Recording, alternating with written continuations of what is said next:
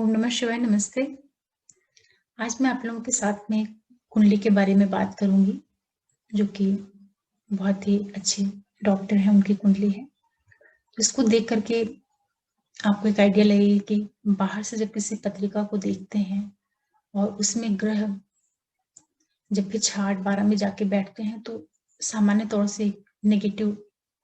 प्रभाव देख समझ में आता है कि ये कुंडली बहुत अच्छी नहीं होगी। लेकिन इस कुंडली में आप देखेंगे कि बहुत ही रोचक तरीके से ग्रह जो हैं छठे भाव में आए हैं, धन का मालिक, लग्न का मालिक और दसम का मालिक, और इसके बावजूद बहुत अच्छे इनके रिजल्ट दिखने को मिल रहे हैं। तो ये शेयर करती हूँ मैं आप लोगों के साथ में चार्ट।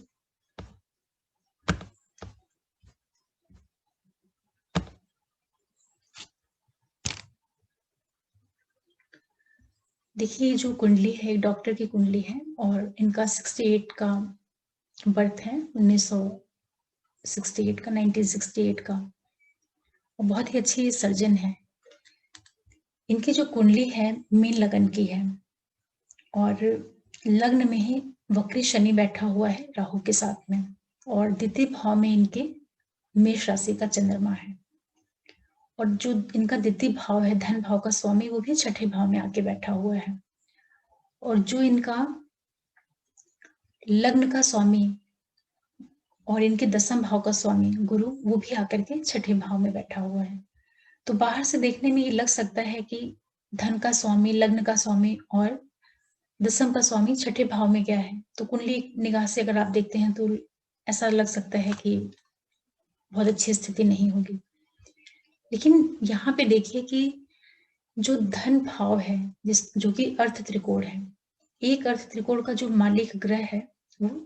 दूसरे अर्थ त्रिकोण में आकर के बैठ गया है, और वो भी अपने मित्र के घर में सिंह राशि में बैठा हुआ है, और ये मंगल ग्रह है। और इस लगन के लिए मंगल भाग्य भाव का भी मालिक ग्रह है, क्योंकि यहाँ पे वृश्चिक राशि है तो उसका स्वामी ग्रह होकर के मंगल छठे भाव में आ गया, और यहाँ पर बैठ करके ये मंगल चौथे दृष्टि से भाग्य भाव को देख रहा है, और यही भाग्येश छठे भाव में बैठ करके अपनी 8वीं दृष्टि से लग्न को भी देख रहा है, मतलब कि उस व्यक्ति को भी देख रहा है। और यहाँ पर लग्नेश जो है वो भी बैठा हुआ है भाग्येश के साथ में। तो आप ये देख पा रहे हैं कि कितना ग्रहों का किस तरीके से आपस में इनका एक कनेक्शन बन रहा है। मंगल धनेश भी है और भाग्येश भी है, और लगन को देख रहा है, और साथ में लग्नेश भी जो है भाग्येश के साथ में बैठा हुआ है।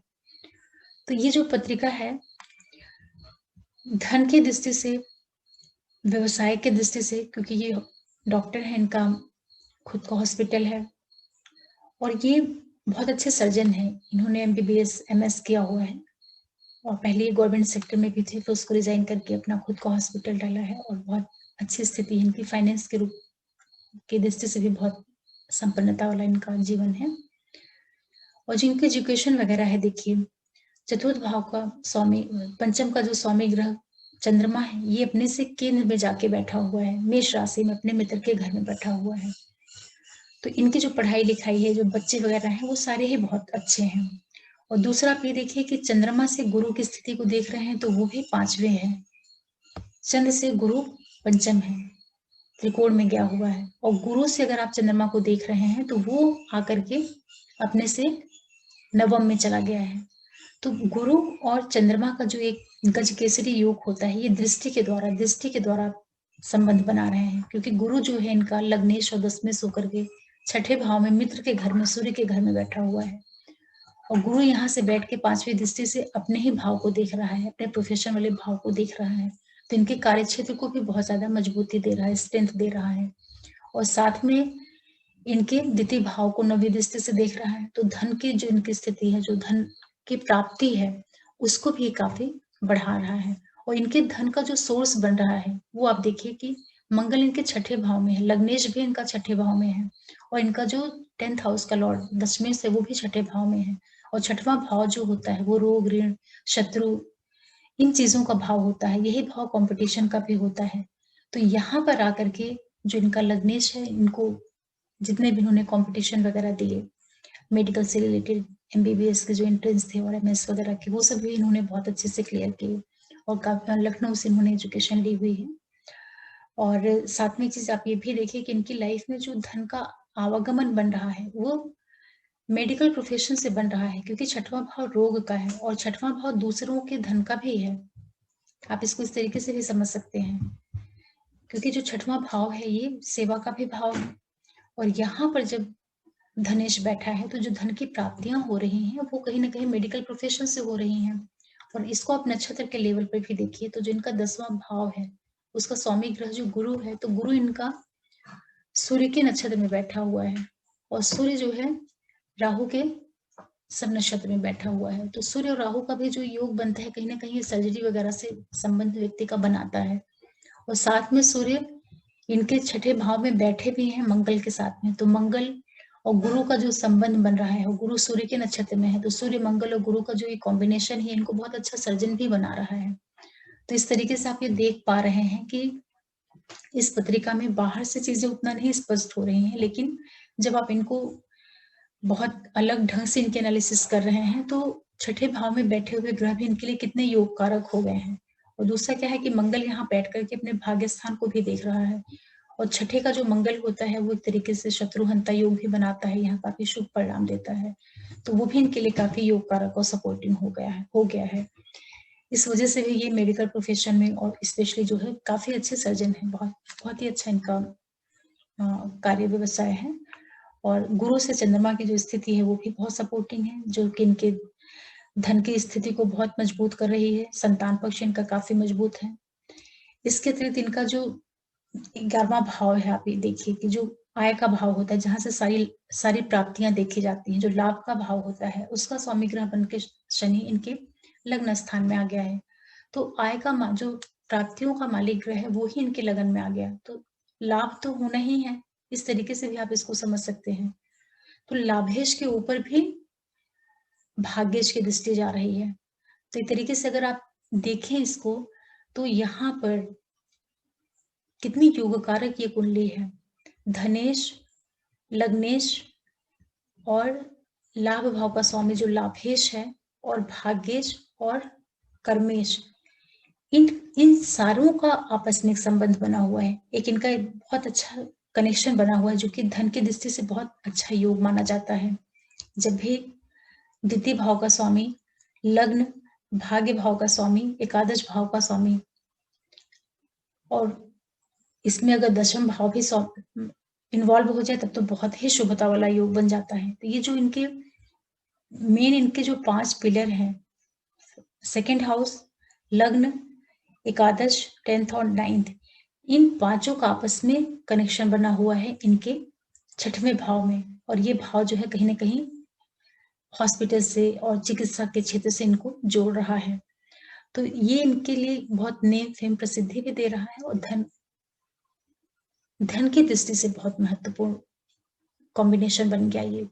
क्योंकि यहाँ पर लग्नेश और भाग्येश दोनों लाभ भाव के स्वामी शनि को देख रहे हैं, और शनि भी इनका वक्री यहाँ पे बैठा है। तो कोई भी ग्रह जब वक्री होता है तो वो कहीं ना कहीं कर्म के काउंट को शो करता है, और ये इनका लाभ भाव का स्वामी और द्वादश भाव का स्वामी होकर के बैठा है। तो इस तरीके से जो पत्रिका है काफी योग कारक है। लेकिन इसी पत्रिका में कुछ और चीजें देखते हैं। इनकी कुंडली में जो तृतीय भाव है, पराक्रम भाव का स्वामी ग्रह है शुक्र, वो आकर के इनके अष्टम भाव में बैठा हुआ है, और शुक्र यहाँ पे मुद्रिकोण राशि का है, तुला का शुक्र है। और यहाँ पर बुध भी है जो कि इनके चतुर्थ भाव और इनके सप्तम भाव का मालिक होकर के अपने मित्र के घर में अष्टम भाव में बैठा हुआ है। तो इनके पास काफी प्रॉपर्टी वगैरह है, लैंड, जमीन, ये सारी चीजें, प्रॉपर्टी की दृष्टि से भी काफी रिच कुंडली है ये। जीवन साथी की दृष्टि से भी कुल मिलाकर के कुंडली ठीक है। लेकिन यहाँ पर एक चीज और है कि इनके द्वितीय भाव में चंद्रमा है, और इस चंद्रमा के ऊपर बुध और शुक्र का आस्पेक्ट जा रहा है, और इसी चंद्रमा के ऊपर गुरु भी अपनी 9वीं दृष्टि से प्रभाव दे रहे हैं। तो जो इनकी वाणी है, जो इनकी बोली है, जो इनका पूरा व्यक्तित्व है, जो इनका पूरा इनका जो पढ़ने लिखने का सब कुछ, इनका जो पूरा एक, जिसको आप कह सकते हैं कि कंबाइंड जो इनके अंदर जो क्षमता थी, मजबूती थी, वो भी काफी अच्छी स्थिति में है, क्योंकि इनको गुरु भी आस्पेक्ट दे रहा है। तो वाणी से और बोलचाल हर एक चीज से बहुत अच्छा है, और बहुत ही सज्जन व्यक्ति हैं ये। लेकिन यहाँ पे एक चीज़ और आप देखिए कि शनि इनकी लगन में बैठा हुआ है और ये तीसरी दृष्टि से इनके भाई-बहनों के भाव को देख रहा है, तो जो इनका संबंध भाई-बहनों से है वो बहुत अधिक अच्छा संबंध नहीं है, नॉर्मल जैसा ही है, क्योंकि शनि का तीसरा प्रभाव इस पे जा रहा है, हालाँकि मित्र के घर पे जा रहा है, लेकिन फिर भी बहुत सौहार्दपूर्ण संबंध नहीं है। और दूसरा क्या है, शनि और राहु इनके लगन में बैठे हैं और सप्तम में सूर्य केतु है, तो ये जो इनका लग्न और 7th house Rahu Ketu axis पे आया है और वहाँ पे सूर्य और शनि भी हैं जो कि नैसर्गिक शत्रु हैं दूसरे के, तो कहीं न कहीं इनका जो लाइफ पार्टनर होगा और जिनके साथ में ये कार्य करते होंगे, उन लोगों के साथ में थोड़ा बहुत वैचारिक मतभेद या इस तरह की स्थितियाँ ज़रूर निर्मित होती होंगी। इस एक फैक्टर को छोड़ दिया जाए तो ये कुंडली काफ़ी योग कारक कुंडली है। धन के दृष्टि से कुंडली बहुत ही अच्छी कुंडली है। यहाँ पे धन, भाग्य, कार्य और आय सारी चीज़ें बहुत अच्छी दिख रही हैं। तो आशा करती हूँ कि इस एनालिसिस से आप लोग ये समझ पा रहे होंगे कि कोई कुंडली जो बाहर से दिखने में उतना नहीं समझ में आ रही है, लेकिन जब उसी को बहुत अच्छे से देखते हैं, हर एक तरह से चेक करते हैं, तो उनके जब छोटे-छोटे योगों का कनेक्शन बना करके देखते हैं, तो पता चलता है कि ये कुंडली कितना अलग प्रभाव, कितना मजबूत अपना परिणाम दे पा रही है। तो आज मेरा मन हुआ कि इस कुंडली की चर्चा आप लोगों से करूं और आशा कर रही हूँ कि इससे आपको कोई भी कुंडली को किस तरीके से एनालिसिस करनी चाहिए, केवल ये देख करके कि किसी भी कुंडली में ग्रह जो हैं, स्पेशली जो इम्पोर्टेंट भाव के ग्रह हैं, अगर वो 6-8-12 में चले जाते हैं, तो वहाँ से देख कर के एक बार में आप ये अंदाज़ा मत लगाइए कि ये खराब स्थिति होगी, क्योंकि जिन भाव के स्वामी ग्रह होके जा रहे हैं, तो ये वहाँ से केंद्र त्रिकोण का संबंध बना रहे हैं। इन सारी चीज़ों को चेक करना चाहिए